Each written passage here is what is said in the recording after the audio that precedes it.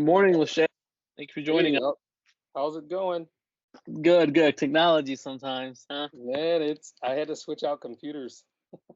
I hear that. I, No I have worries. Well, I have Teams loaded. I have Teams loaded on this one. The other one would not let me in, so I text both you and Dr. Fubara. So I'm here. nice. No, yeah. Thank you for joining us. I usually in the beginning when I jump on the call, I put do not disturb, and for some reason it goes from the laptop to my phone too, and so I don't see anything within the time frame of the meeting. So, but no, I get good it. to have you. Good to be here. So we can get started here. So, Yes. welcome everybody for the May Leadership Live. Thank you guys for joining us. We have a special guest. He is no stranger to these. Mr. Lachiè, you guys have, if you guys been here within the last 2 years, he's done probably about 3 or 4 of them. So thank you everyone for joining us. We'll always start with our why, and our why is to multiply the blessing and opportunities that have been put into our trust. And we try to do that through Leadership Live. That's one opportunity here. We like to give back and give those opportunities to learn from a lot of successful entrepreneurs, life coaches, MBA professors that Dr. Fubara brings to us, and have a lot of experiences learned a lot of experiences from their past and their work experience to help us grow as well. So in the first quarter, we finished up with professional growth. And if you were here last month, we jumped into creating a great team, and we started with that with Dr. Kevin Carr, where how to be an effective team member. Not Kevin Carr, Coach Pierre Miller from Campbell, and great session. These are recorded, so if you missed one, please follow up with marketing, and we can get you that link, and we can get you caught up. As we said, we give a pin for each quarter. So if you haven't received a pin for the first quarter and are missing one class or even all 3, just email marketing, go to our YouTube channel on ProVantage, IDS, or Pinmark, and watch those. Submit the questions to marketing, and you'll be caught up. So now, further ado, Dr. Lachiè, the floor is yours.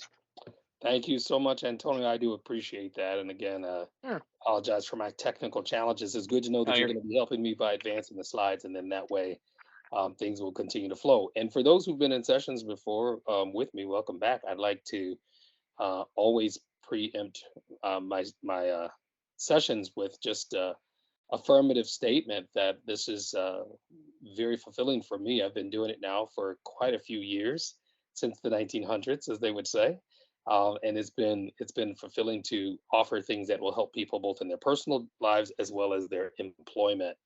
Because I do this as a vocation and an advocation, it's always a pleasure to have humans on the other end of this as opposed to machines. So thank you guys for being here, and thank you for being human. We're talking about being a positive influence, developing the ability to influence others. One of the things that I've noticed about this particular topic in teaching it is that people have different perspectives when it comes to what's positive, and people also have different perspectives on what is considered influence. Now, both of those are pretty basic words that we probably learned early on in life: positive, opposite of negative, and influence, of course, being the ability to somehow cause someone to change their action, their thoughts, or maybe even their words.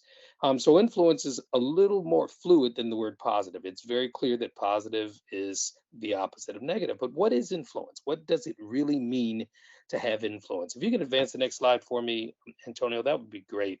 John Maxwell, who is a leadership development guru, business owner, and teacher extraordinaire, has written quite a few books around leadership. And when we talk about influence, we cannot ignore or separate the term leadership from influence. He says this, that the true measure of leadership is influence, nothing more and nothing less. So in defining influence, we could say that a synonym to leadership is influence, and vice versa.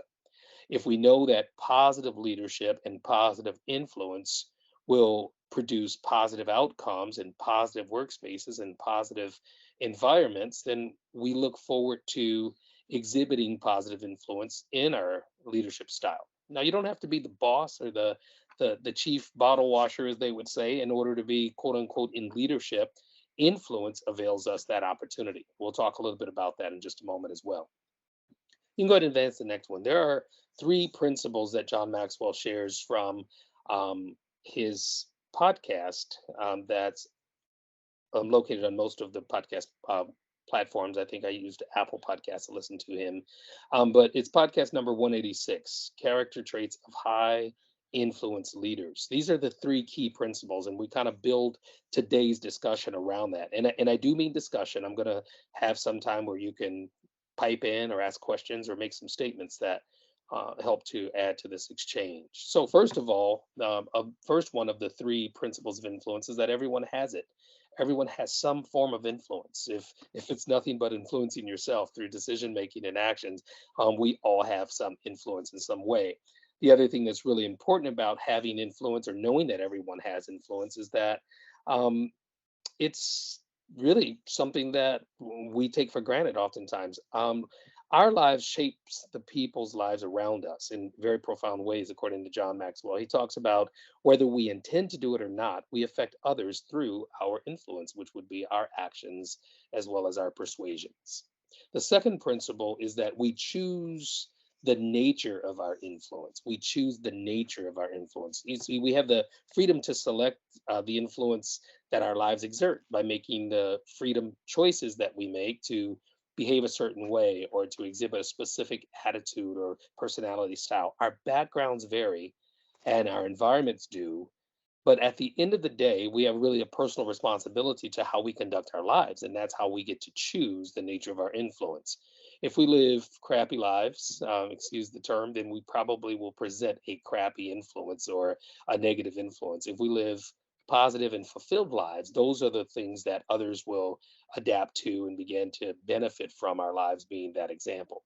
The third influence is that we have to work to earn influence that we desire to have. And when he states this, I believe that he's talking about the fact that when we earn people's respect and when we work diligently to maintain a reputation or a good repertoire with people, we're exercising influence more intentionally, more intentionally. Nobody really leads well without paying the price of discipline. So, in disciplining our lives to reflect positive outcomes, we are now earning or working to earn the influence that we gain from people. As we push ourselves to grow, to learn, and to enlarge our sphere of influence, we have to do that with lots of work. I'm going to pause right here because we've got some goals. You can go ahead and advance to the next slide. We've got some goals that we like to cover. Take a look at those. You can take a few moments and pay attention to your screen there and read those two goals.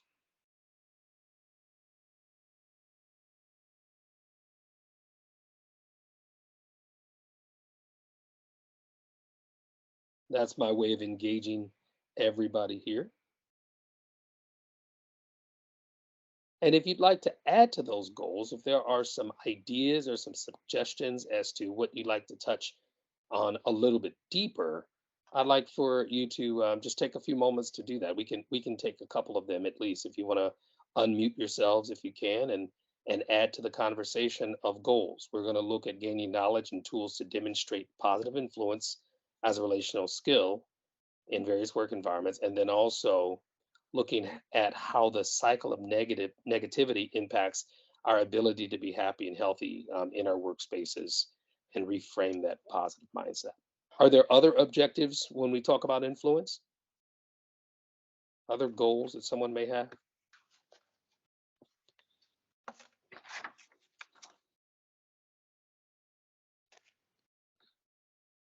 Feel free to unmute and pipe in.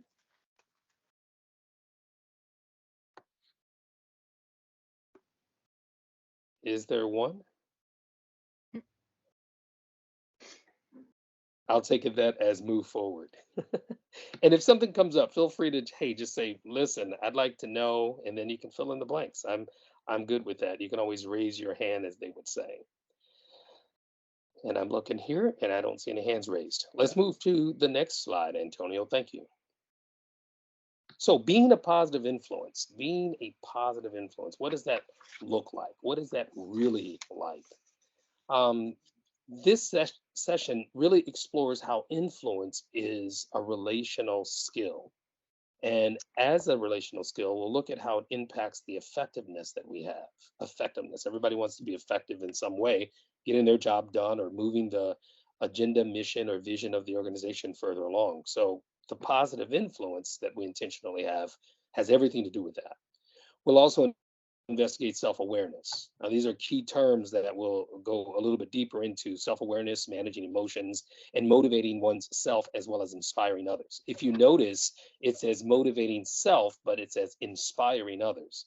And the difference between motivation and inspiration is that motivation can only be done from an internal perspective. Some people believe that there are motivational speakers out there, and I've done this work now for more than 35 years. And a motivational speaker really should identify themselves as someone who's inspirational to inspire others to act. Because if I can motivate someone, then I could demotivate them. And if I had that type of control or power, I'd be I'd be in a lot of power, a lot of control and power. So I always challenge people on understanding that motivation has to do with one's self, and inspiration is what you can glean from external sources like a good leader, a good influence. We'll also gain knowledge and the tools to demonstrate this positive influence in the various work environments that we have. All right, Antonio. Here's another quote by John. He simply says, relational skills are the most important abilities in leadership. And remember, we are using leadership and influence as synonyms. So to rephrase this statement, relational skills are the most important abilities or tools in influence, the relational skills. Let's take a look at the next slide. So, among our relational skills and emotional intelligence, we sometimes cross wires. And I'm going to do a quick definition here. Emotional intelligence is often referred to as people smarts. Um, it's not generally included in the type of intelligence evaluations included in the traditional concept of IQ, which would be your intelligence quotient, which focuses on our abilities, but it is a very important personal attribute. Emotional intelligence is. So rather than being a single characteristic, emotional intelligence can be thought of as a set of competencies, meaning more than one, multiple things. So these are the influences, or it is one of those relational skills, and influence is that particular one we'll be focusing on today. So the difference between those two is that emotional intelligence and um, relational skills has emotional intelligence and influence as one of its components. Next slide. So why is this important? An individual with a positive mood or an attitude tends to interact with others in ways that result in positive and helpful cooperative relationships, and it increases the efficiency as well as the organizational health.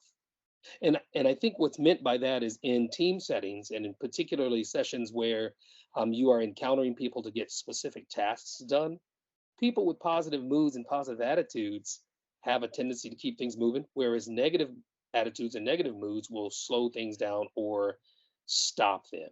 I want to pause right here and get somebody to maybe share their insight from an experience as to working with a positive person, positive mood, positive person, and how that worked. And then in contrast, one where there was negativity, where there was a negative mood and a negative attitude at play. Somebody willing to jump in and share there.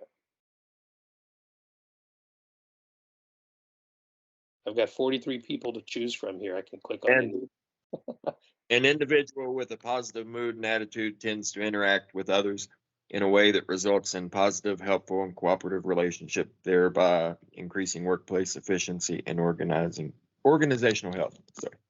I agree. Have you had instances where you've run into someone with a negative attitude? Always. What is that like when you sum that up? What's your perspective personally? I mean, if you have a negative attitude, then it's going to get worse. It's going to feed off of that. I mean, you got to be positive. You got to be the positive person. Yeah. Now, it's obvious that, we all want to go for the positive, but is there relativity in how we view positive versus negative?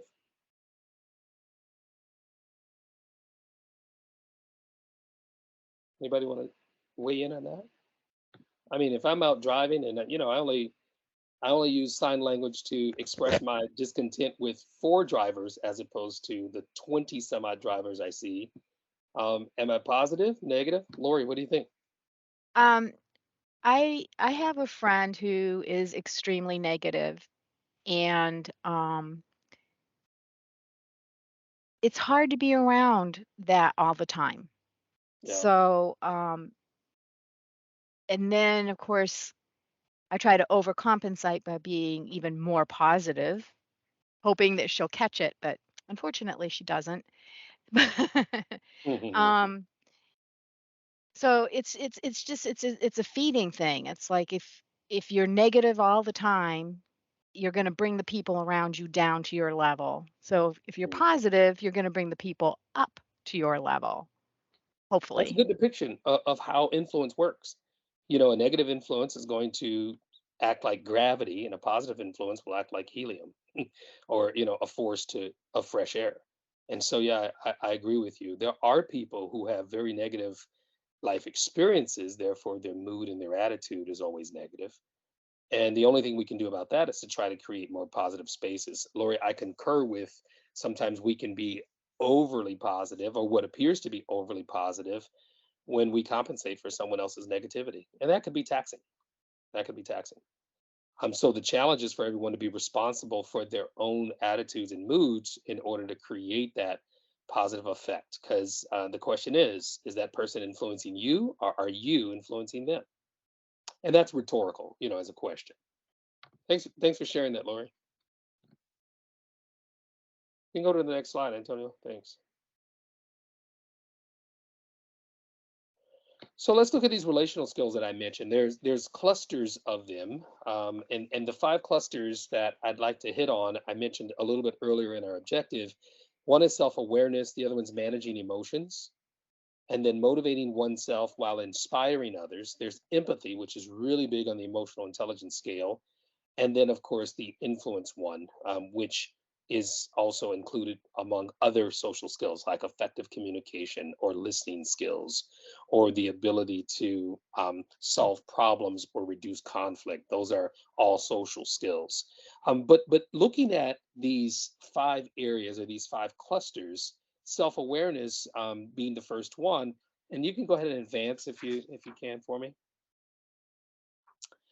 provides the basis for all the other components. Self awareness is really when we become conscious of how we feel and what's going on with our emotions, and then also recognizing how that may impact the space that we're in. If I stand around let's say a campfire, roasting marshmallows, and I go inside, I'm going to literally smell like the smoke from the campfire. That's just process of nature, that the fumes or the particles of whatever's burning is going to get in my clothes and it's going to affect me in some way. That's how I look at self-awareness. I can smell that I smell like smoke because I've been around a bonfire. Now I got choices as to what to do in order to correct that. But my emotional intelligence of self-awareness really helps me to recognize, yeah, that's me. That's my smell that I'm emitting. Attitudes are that way, moods are that way. But sometimes people are either in denial or have a challenged sense of smell, if I can use that as an example. People who are really in touch with their emotions are better able to guide their own lives. And in guiding their own lives, they are also more equipped to interact with other people more effectively. They kind of appreciate other people and other people's emotions, meaning I can remember having that experience, or I can relate to what you're going through based on my own experience, or I've seen that before. I'm just kind of using terminologies that help people to recognize, okay, that's an individual who's self aware. Let's take a look at the next slide. And again, feel free to throw your hand up. So here's some tips as it relates to self awareness. You got to know what your strengths are. You also should know what your weaknesses are or your areas of challenge. I think that there are a couple of schools of thought that some people say, hey, play your strengths and ignore your weaknesses. And others say, hey, put all of your attention on taking care of your weaknesses because your strengths are what's empowering you to survive. Well, I like a healthy balance between the two, and I'll check, the left side and the right side before I pull out into traffic, my strengths as well as my weaknesses. Another thing that we should know is our standards. What are our values? What are things that are negotiables and non-negotiables, leading to what we would consider our limits? So these four self-awareness tips kind of help us to do a quick check easily in every conversation or in every decision that we have to make as it relates to influencing or impacting others as leaders or as team members. Let's go to the next one.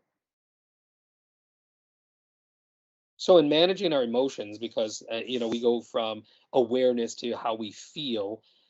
This is the second component of the emotional intelligence cluster, and it really means that we're able to balance our moods. That worry, anxiety, fear, and anger, they don't get in the way of getting things done that need to be done.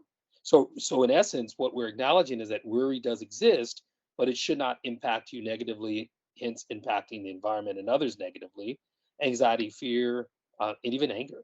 I'm a student of ancient texts, and there is a scripture that says that we can be angry but don't sin, meaning that we can be upset or we can have a situation where we're just completely frustrated, but we don't have to go as far as to destroy the environment, damage anybody, or do anything that we're going to regret a little bit later. So controlling these balanced emotions is something that's a task for each of us to arise to as a challenge every day. People who manage their emotions always perform better because they're able to think more clearly. I'm not a compartmental thinker, but at times I'll have to pause and think, which category does this feeling or emotion fit in? Am I being anxious? Am I being fearful? Am I just simply angry, bitter? Am I excited, upset? All of the different emotions can be categorically identified in order for us to gain control as opposed to them controlling us. Managing emotions doesn't mean that we're suppressing or denying any of them, but we understand them, and then we also use them appropriately so that we can understand how to deal with situations more productively. The next one. So managing the emotions and questions. These are rhetorical. How do you or how does your emotions impact your job? And I'll rephrase that. When you're working and one of those emotions come up, let's say frustration, how does it impact your work? You break pencils? Do you throw cardboard boxes? Do you meditate? You take a walk? Do you decide, hey, let me sit down and focus on resolving this? Sometimes people will just zone out, or sometimes people will become inspired by the challenge and they'll try to gain some level of control. What are some of the strategies that you apply to make sure that you aren't allowing the emotions to negatively impact your effectiveness?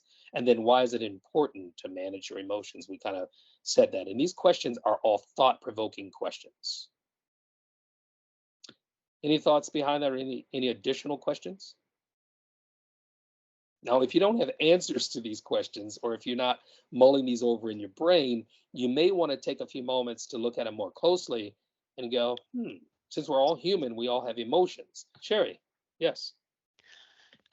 If I get frustrated, sometimes you don't have enough time to actually walk away, and there is no boxes that we're allowed to, beat up or anything like that. So that would probably be counterproductive. But sometimes I'll just take a minute and just close my eyes, just take a deep breath, and Okay.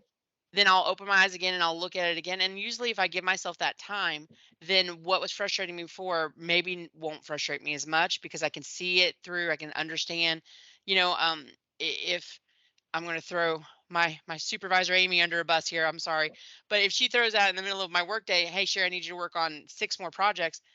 I'm going to take a moment because all I got was 6 more projects, not necessarily why she needs me to work on all of these extra projects, just, more work.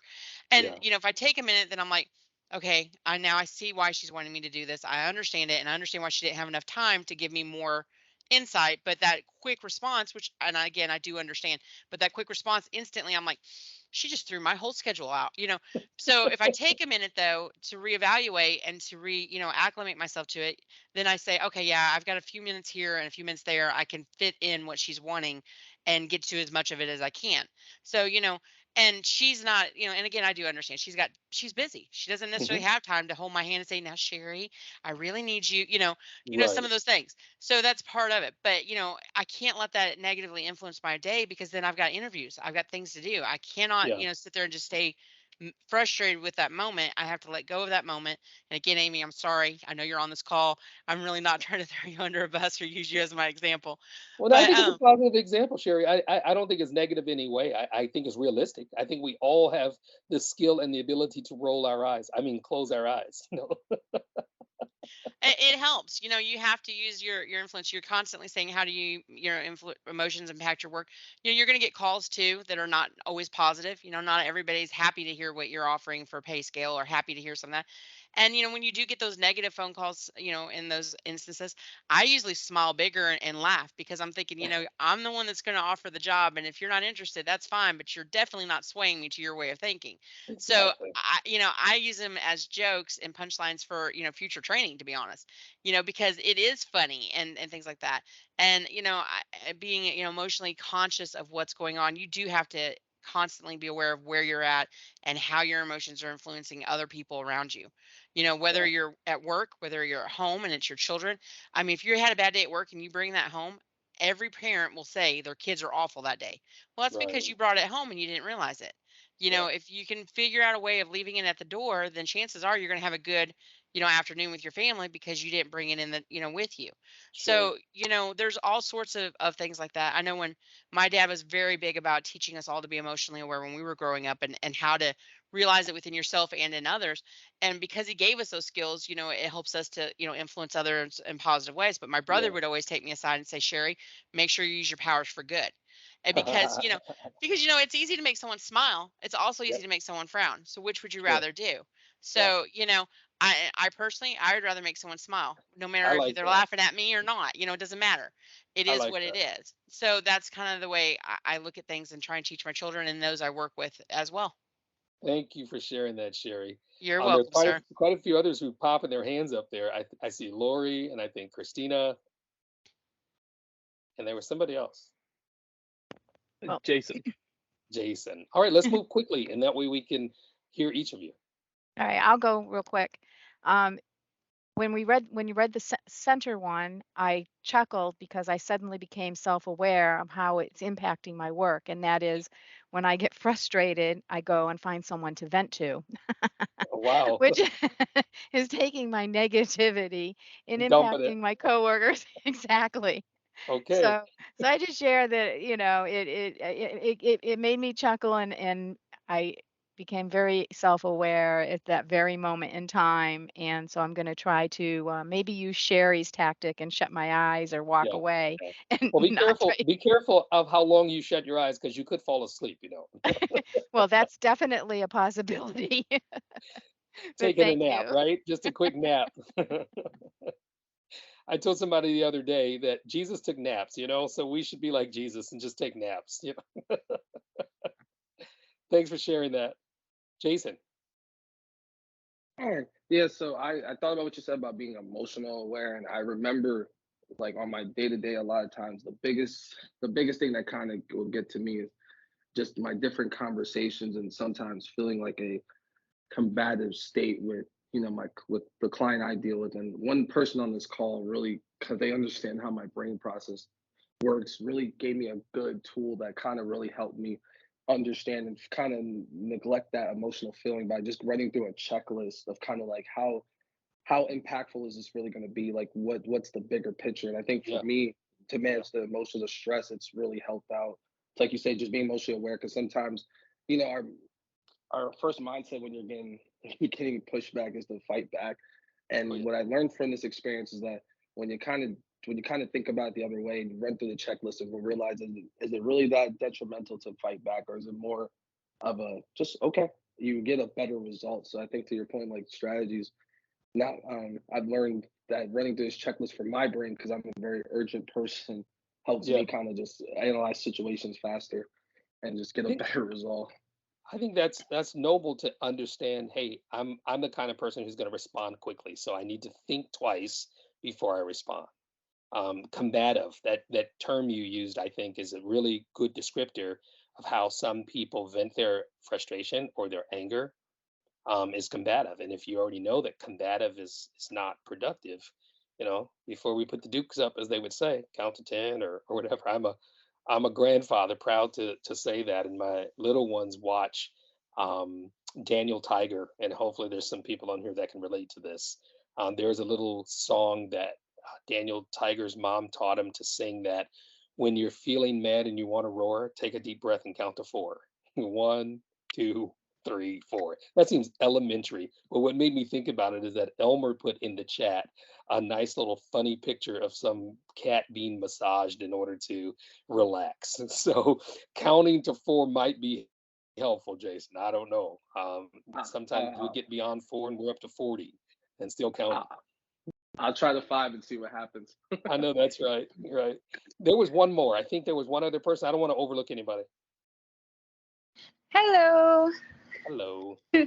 I was just gonna say, whenever I get frustrated, I always just walk away. That's the first thing I think of, is to just walk away. And it's funny that Lori mentioned what she did, because that's the first thing I do, is I find somebody to vent to. But I don't think it's necessarily venting. I think it's more so just finding somebody that I can trust, so that I can talk it through and not like hold it in my head and let it, fester up and become something more. Um, but yeah, that was all. Well, thanks, Christina. I think that that's healthy as long as where you're releasing that energy is trustworthy, like you said, but Of it's course. also not going to be detrimental by spreading negativity. There's this video, and if you ever get a chance to take a look at it, it may be accessible online, a session that I do called Attitude is Everything. And it's a parody of how an attitude virus can spread throughout an organization at breakneck speed, infecting everything and everybody. And as an attitude, a negative attitude spreads, what happens is that it causes people to become overwhelmed, and it literally takes a toll on the momentum of productivity. So we got to be careful. And I agree, if you find somebody that's a confidant or somebody that you can share equally with, you're both not murmuring and complaining, but you're simply using the friendship or the co-workers a relationship to say, hey, help me see this more clearly. Help me to understand. Right. Is it just me? So we got to be conscientious, and I think motive is the main thing. What's our motive for going to share, quote unquote, a negative experience or a frustrated moment, or my boss did this? If I'm going to share it with somebody, I need to first make sure that it's kind, it's necessary, and it's going to be helpful that I share it with somebody to get some good positive feedback. Thanks, Christina. Let's go to the next slide. We'll move a little bit faster here to get us through. So here's some tips on managing the emotions, kind of summarize some of those examples. I appreciate you all sharing. One, understand your emotions, your feelings, and your own. Understanding is really the key here. Understand how it impacts your performance, and then understand how to work through them and how you feel to get to the needed results. So, what do I need to get to the needed results, the outcome? I'm feeling overwhelmed right now. Well, if closing my eyes is a method or a mechanism, meditation, prayer, then I know that I want to get beyond where I am right now. Take a few moments to do so. And hopefully, the environment and the time and space when you have to take that moment is safe, and it won't affect productivity. If you're working on a production line, you may not have time to walk away. You may not be able to walk away right away. You may have to wait till the break to walk away. And even if you're in your own office, where are you going to walk to, right? So you might have to take a few minutes, get up, and then make the adjustments. Next slide. So motivating yourself is the next one. And we talked a little earlier about how motivation is different than inspiration. We can motivate ourselves, but I would not want to give someone else the power to motivate me. I wouldn't want to expect them to motivate. Motivate comes from the word, you can probably see the root word is moti, or motor, or movement, or motion. So no one else can move me. No one else can make me move, but I can move myself through decisions. But inspiration, or being inspired, is in some way uplifting. So the ability to be hopeful and optimistic despite obstacles and setbacks, or even really outright failures, is crucial for pursuing long-term goals in life or in business. And so the classic example of self-motivation occurs when MetLife, an insurance company, hired a special group of job applicants. They tested high on optimism, but they failed on the normal sales aptitude. Compared to the salespeople who passed the regular aptitude test for sales, they scored really high. On pessimism, the optimistic group made 21% more sales in their first year, and then 57% more in their second year. And I'm not a real big numbers person, but I can recognize that if 21% more sales in the first year, it more than doubles in the second year because positivity can get you productivity, whereas negativity is going to impede productivity. So when we think about that, the deficiency of this emotional competence of being able to motivate oneself, it could be very costly. It could cost your job, it could cost the organization, it could cost friendships, it could cost a lot of things. So we have to be conscientious about making sure we talk to ourselves. I'm sure there's others that talk to themselves on this call. I talk to myself all the time, and I also talk back, but I always make sure that I'm talking back in the same voice, same tone, same dialect that I originally talked to myself. Because if I hear different voices, then that's a problem. So it's okay to talk to yourself. It's okay to talk back. Just make sure it's the same person. Next slide. So here's the tips on motivation. Being positive is more effective than negative. Being negative takes you into a dark place that impacts you negatively on every level, including your own physical health. And then if you don't have hope, then you have no inspiration to achieve anything great. And that's a quote that I often say. If you have no hope, you have no inspiration to achieve anything great. And if you do not believe that you can, you certainly won't. One of the early 20th century inventors was noted for saying, if you think you can, if you think you can't, you're right. I think that was Thomas Edison who said that. Next slide. So we're kind of rounding the corner on the relational and social skill sets. So the ability to connect with others and build these positive relationships to respond to the emotions of others as well as influencing them, we really need to have an understanding of what interpersonal relationships are, how to handle disagreements and to resolve conflicts and pull people together for a common purpose as opposed to dividing people. I had a moment with someone, a conversation about them feeling um, discontent in their job. And then there was a few other people on the same team that shared their sentiments. And then there were other people who had no problems at all. And they mentioned the terminology that things had to change. And they said, we should divide and conquer. And I immediately stepped in, and this was the consultant in me or the trainer in me. It says, I don't know, the divide and conquer philosophy could be read two ways. You could think that by dividing from those who have opposing or different thoughts than you can conquer a situation. But it could be more or less that if you divide, you will be conquered. So divide and be conquered might be the outcome when you don't make the effort to pull people together. Unity and collectiveness in work settings always works a lot better. Silos and individualism usually doesn't do quite well for the team. Somebody said once, there's no I in team, and someone recanted and said, well, there's a me in team. You've got to be careful. If I or me sees things just through my own lenses and not take into consideration other people and other people's perspective, I'm not being relationally adequate to be a team member. And I think most work environments right now require team membership, team participation, team efforts. Let's go to the next one. So when we talk about influence in general, here's some questions, and these are the overall looming questions. Why is acknowledging influence important? It's kind of testing some of the things that we talked about already.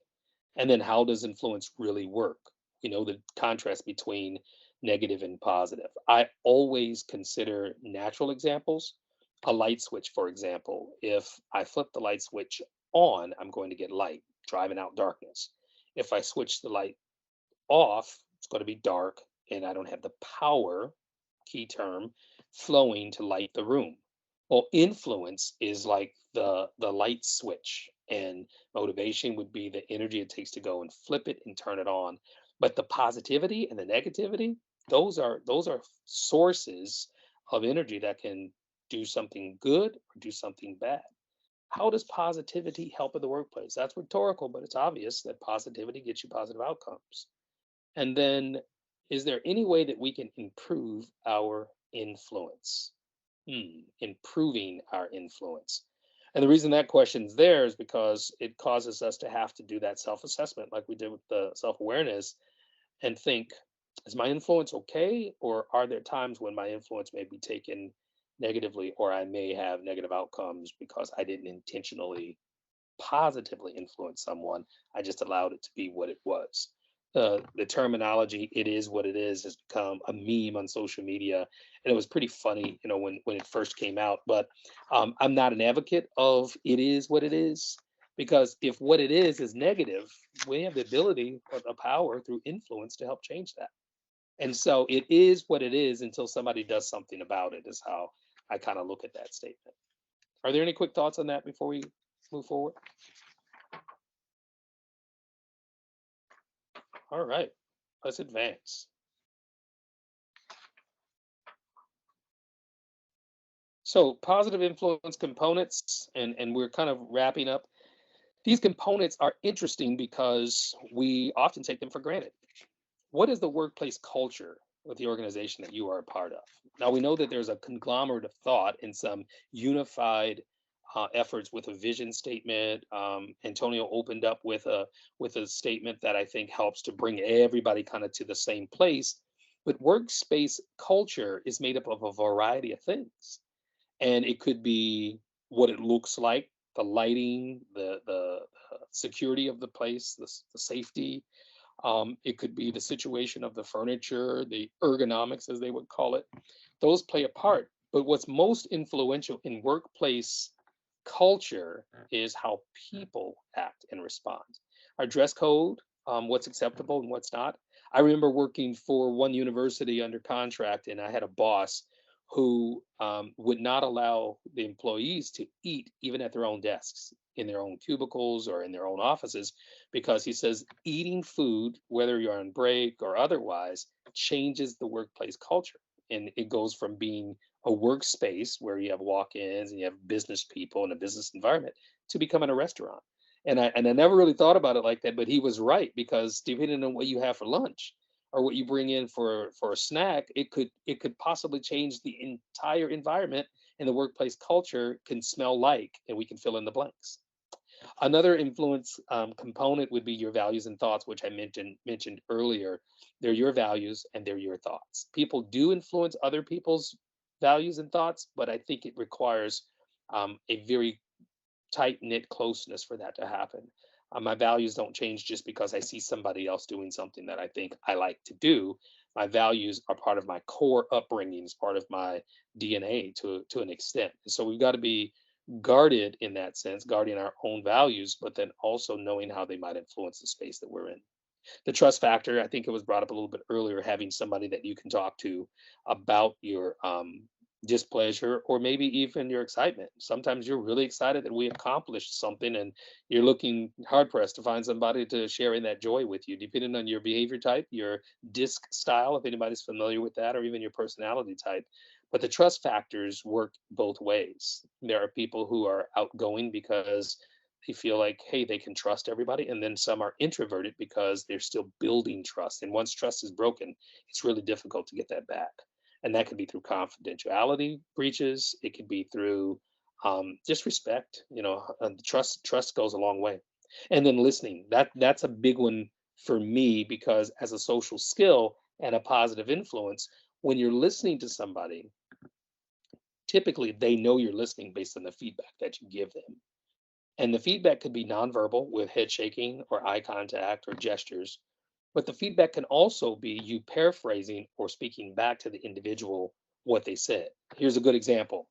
I had a coworker who every time something would go bad, they go, "Oh wow, everything's all messed up now," and they use pejorative terms to say "all messed up." Well, I said it can be all messed up. I mean, if all things were messed up, then that means everything is bad. And so I emphasize the words all and everything in order to have them listen to themselves, so that they can realize all and everything are not appropriate assessments of what's going on. It may be that current situation, it may be that project or that specific situation, but all and everything were the two key terms that I fed back through listening to what it was that he's trying to say. So, he started laughing about how, I kind of nitpick everything. And I go, no, we have to be careful, because what we plant is what will grow. If we say it's all messed up or everything has gone bad, even the good stuff starts to lean in that direction. So we got to be conscientious there. The next slide. So here's a wrap up, kind of a review, and then I want to open up for some more comments and questions. Um, because when we think about how our emotional skills or our relational skills in the clusters look, the self-awareness can be in a lot of different levels in a lot of different ways. I mean, a lot of different ways. We can look at it from the perspective of I know how I feel and I'll keep my feelings and my thoughts to myself. Well, that kind of leads us to the next one in being able to manage the emotions and release them when necessary, receive other people's when necessary, and it's our emotional intelligence quotient. It's our EI. It's our emotional intelligence. So it gives us the opportunity to kind of gauge where we may need to develop some more strengths, or perhaps turn down some of the volume on the ones that we use overtly, so that motivating one's self and inspiring others becomes a natural thing. It becomes really an effort on our parts every day to one, go to work motivating myself before I leave home, and then of course taking on the objective of maybe I can inspire someone else through my own motivation, or I can inspire someone else through something I read or something that I've seen, or making a compliment to somebody. These all play a part in the social skills and the relational skills of the workspace where um, our influence plays a really big part. One of the managers mentioned that it would be good to talk about mentoring here, and how in um, good mentoring relationships, it offers someone who is a confidant you can trust and talk to, but it's also somebody who will hold you accountable. And so it's suggested that we consider in this motivational piece, in the inspirational piece, to find a mentor and be a mentor. Find someone that you can identify with in respecting them as a mentor, and look at yourself as being able to help somebody else who's in a spot that needs your strengths. That leads to empathy, and empathy is always pretty big, because it's not just how we feel about something, it's how we feel as a result of having experienced it. Sympathy and empathy are two different things. So we can be sympathetic and go, wow, that must really be bad. But we can be empathetic and go, wow, I know how bad that can be, at least from a perspective of experience. So that influence, as well as the other social skills like listening, communicating effectively, problem solving, decision making, these are all vital pieces in this process. Before we close this out, I want to open up again just for a couple of more comments that you might have. In fact, I'd like for you to start thinking about what your takeaways are so far, what you have. If we were to end it right now, what are some of the things that's sticking out to you, real quick? Who'd like to go first? I wanted to give an example earlier, but I was kind of nervous. So as a team lead, whenever I first got promoted, whenever I would start the meetings, I wasn't always positive, and I saw how that affected my team. And so, just like you said, holding yourself accountable and identifying your emotions, since then I've grown from that, and now all of the meetings are positive, and it is really crazy to see just how much, I mean, the look on your face, or whether you say good morning to somebody or not, will affect the rest of their day. Yeah, So, it does make a difference. Christina, thanks for sharing that. My question to you is, when did you make the switch? You said you were afraid at first. well, I mean, it's just I can't really tell you. I think it was after that project, because I'll give you an example. Um, if the team were to mess up, like say the majority of the team didn't clean up their section or what have you, I would address that in the meeting, and it would kind of start the day off with um, a critique. Yeah. And so they would put their heads down, and they would feel that, and that's how their day would start. But now, with the teams I have now, I start the day off with praising them for the good work they did the day prior, and if there was Hmm. anything that was missed, I don't mention it, and I address it in private. Yeah. I think that's a good way of, one, respecting adulthood, but two, you're planting good seeds, so you're going to get a good harvest at the end of that meeting. Those negative seeds, even if they're someone else's, if you plant them, and it will take a turn, and it'll cause the meeting to go in a different direction. So I think that's a really good example of how you can manage it, turn it around, and make it work for your good. And you can be optimistic and realistic at the same time. Sometimes people will confess, you start celebrating them for what they did well. They'll say, yeah, but I forgot to, or I didn't remember to, so sometimes people will make their own confessions out of the accountability. But I think the adage is you can draw more bees with honey than you can with vinegar or something like that. So yeah, thanks for sharing that. Somebody else? What's your takeaway so far?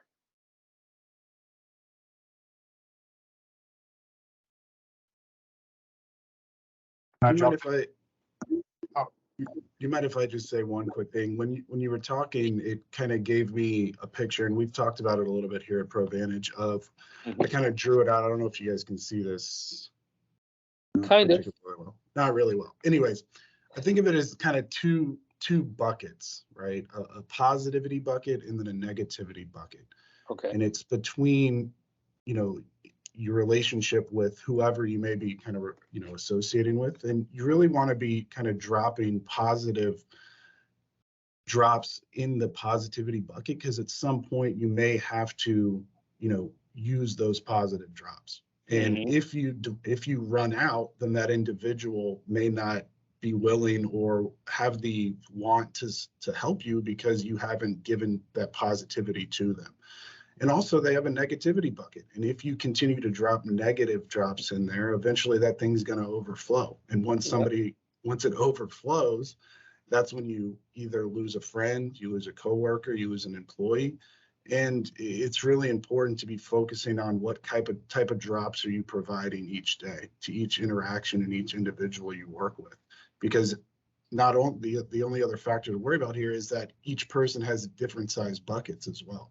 So so some people may have, a smaller negativity bucket, and you have to really be flexible and understand that each individual, comes with their own experiences from their past. And because of that, you have to be aware in those conversations and in those interactions. So just a quick kind of metaphor that I think, at least helps me kind of picture it and helps me guide kind of who I'm trying to be in the interactions that I'm associating with each day. Thanks, Houston. That is a really good picture. The imagery there of those buckets, and we have different sizes, like you said, to carry those things. But what we put in the bucket is what's going to come out. And I agree 100%. I even would be apt to believe that sometimes it'll be multiplied, even if you only put a few drops of negativity in, it's going to come back a whole spoonful or cupful, because people multiply whatever you give them. And so I agree.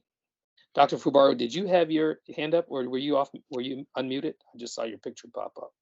No, I was going to say I really like, somebody mentioned it earlier or alluded to it earlier, but influence is contagious. And so I think that's something to really remember, whether it's positive or negative. So positive attitude, positive comments, positive interactions are multiplied because it's contagious, either through, if you're talking to customers, if you're talking to your colleagues, and that of course could have a very powerful ripple effect, either for the good or for the bad. Yeah, 100% agreed. When sales takes place, it's because the space has been filled with the positive option of you need this, you're going to buy this, you want this. You think about how sales works. It's more psychological than it is, I just have a need. Well, how many have ever purchased something that you didn't know you needed until you got it? Well, that's because somebody used the influence of positivity to give you the imagery to say this would look good on you. How many of these would you like? When should we deliver it? If you notice, those statements are already foregone conclusions that you're going to receive this positive thing. As a salesperson, people use that. Negativity works the same way.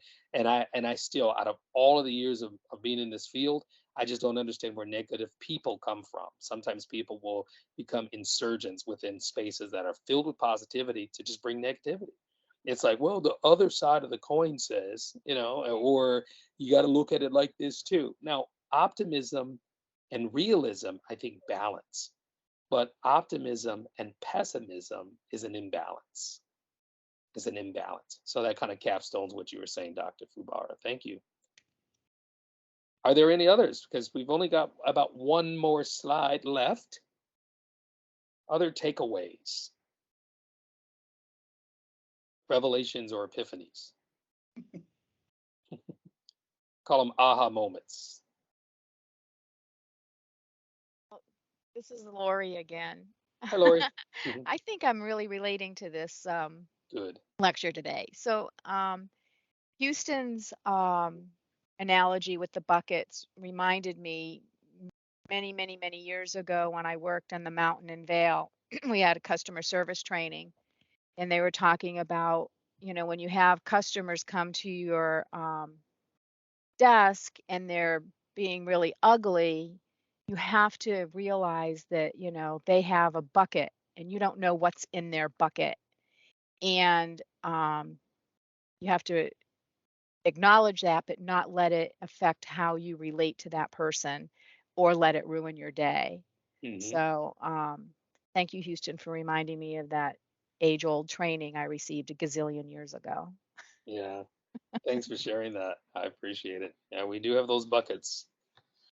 Great. Anyone else? Let's look at that last slide, Antonio, or second to the last slide. So influence is a relational skill. It's really about an individual's and an organization's organizational talent composition, people engagement, as well as interaction. Meaning if you've got negative people, then we have a bunch of negative talent, if there's such a thing there, or we have very talented people with a negative perspective.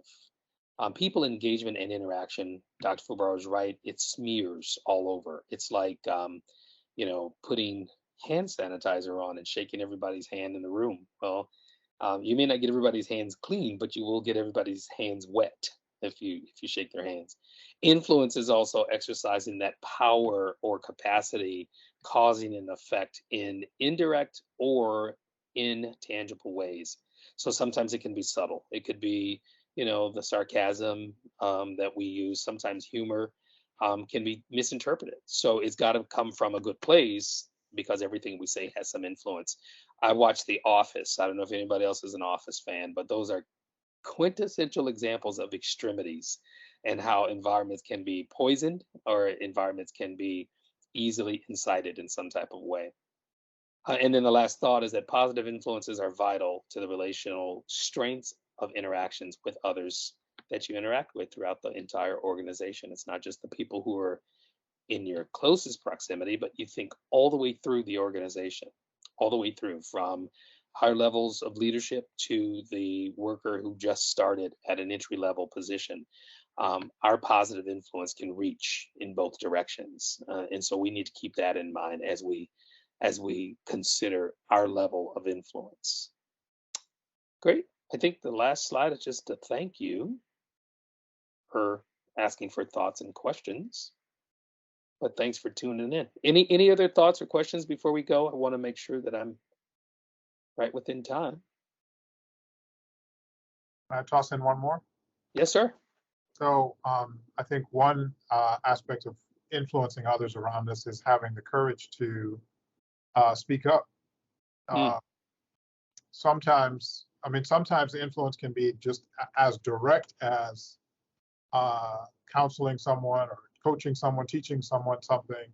And there are lessons that I learned 40 years ago that are still, there's still things that I use because somebody took the time to coach me on something or to try to basically to influence me, to help me do better. And I think in the workplace, we can all, even if we're not bosses, can all help each other with, just a few pointers, a little coaching, a little support.